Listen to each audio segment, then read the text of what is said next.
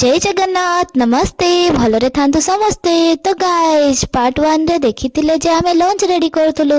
हाँ आमे लंच रे कोन रेडी करछु चलंतु देखिबे।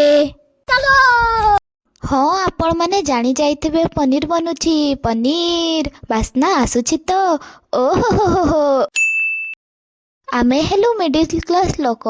एटा हला देसी इंडियन जुगाड़। एटा को ग्लूकोज भाबिबेनी, एटा हला लुण डबा बुझलो। स्वाद अनुसार लुण देबा। यही नहीं, अभी और सुनिए। बुझलो ना सांगो माने मसला रु तेल बाहरिला माने मसला ठीक कसी हेची। एटा मोर माँ कुहन। एबे आमे पनीर को ढाली देबा।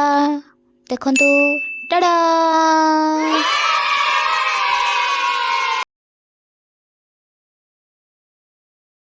ए पुआ गो सुंदर गड़िया नानी चिप्स छाणुची। देख देख केते सुंदर फुलुची ना।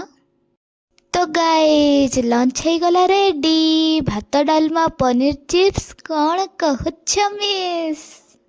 ओह कि लाज कि हस हस। गाइज खाई सारी आमे पढ़ी बसिलु। मैथ एग्जाम अछि रे।